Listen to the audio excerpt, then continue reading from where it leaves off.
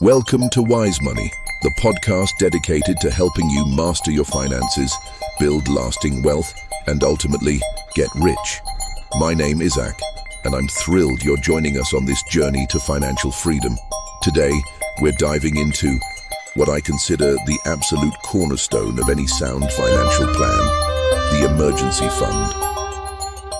Now, if you've ever felt that gut-wrenching dread when your car breaks down, or a surprise medical bill lands in your mailbox, or worse, if you faced unexpected job loss, then you know that feeling of being caught financially unprepared.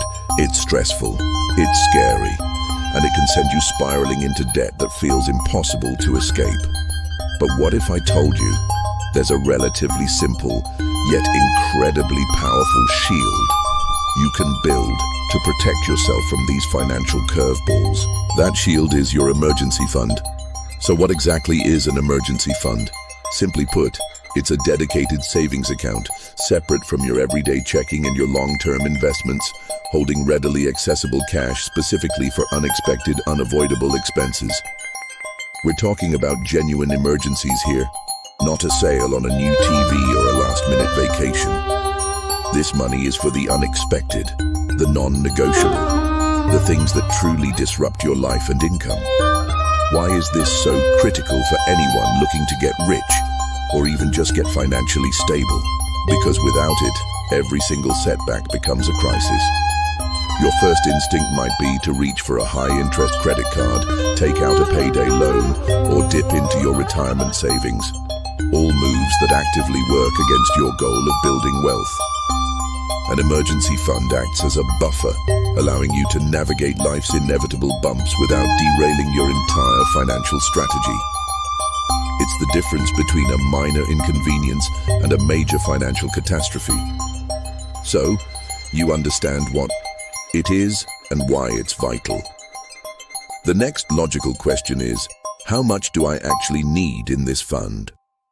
The widely accepted wisdom, and a great starting point, is to aim for 3 to 6 months worth of essential living expenses. Let's break that down. This isn't your entire income, but rather the bare minimum you need to survive. Rent or mortgage, utilities, groceries, transportation, insurance, and any essential debt payments. Now, I know what some of you might be thinking. 6 months of expenses, that sounds like a mountain. And yes, for many, it can feel like a significant sum.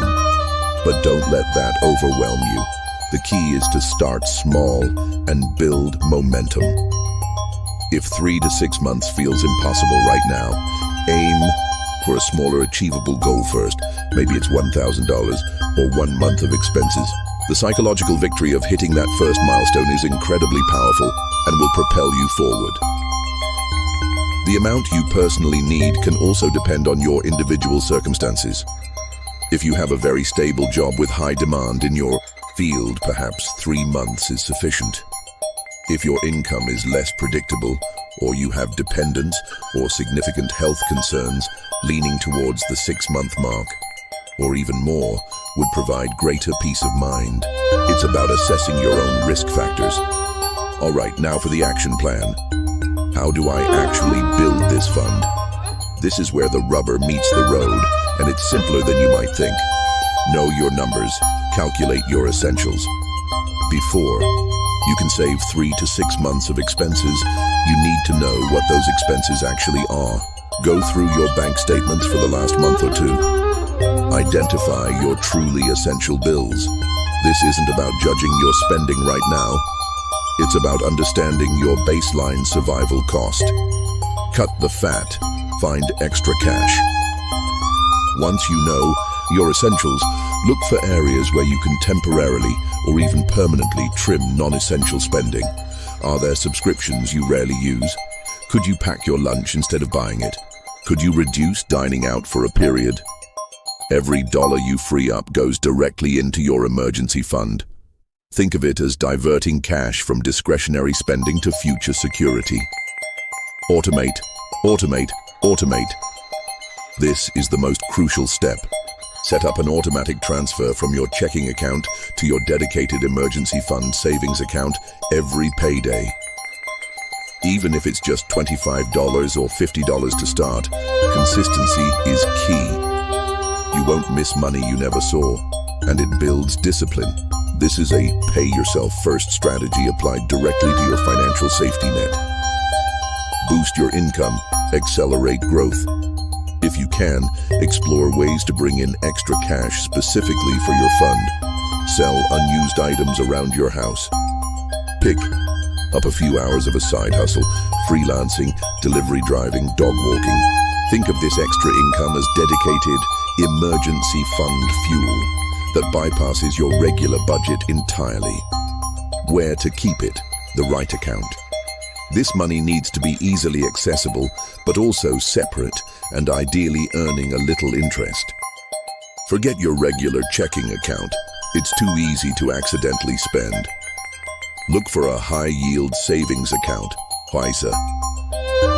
Online banks often offer the best rates, and your money is typically liquid, meaning you can access it quickly if an actual emergency arises.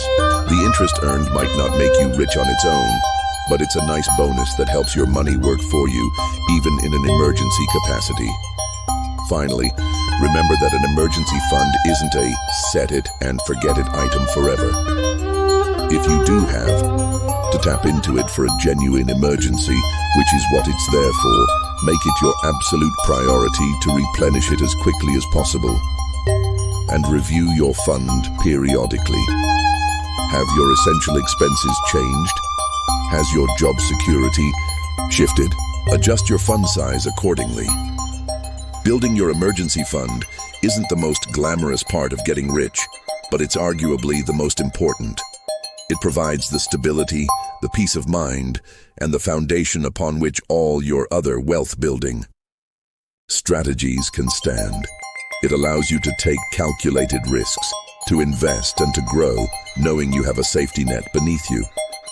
So if you take one step today on your journey to financial freedom, let it be this. Start building your emergency fund, even if it's just $50. Begin the future financially free. You will thank you. That's it for this episode of Wise Money. Thank you for tuning in. I encourage you to share your emergency fund goals or questions in the comments or on our social media. Be sure to subscribe so you don't miss our next episode, where we'll delve into briefly mentioned next topic, e.g., how to tackle your first debt or the power of budgeting. Until then, stay wise with your money.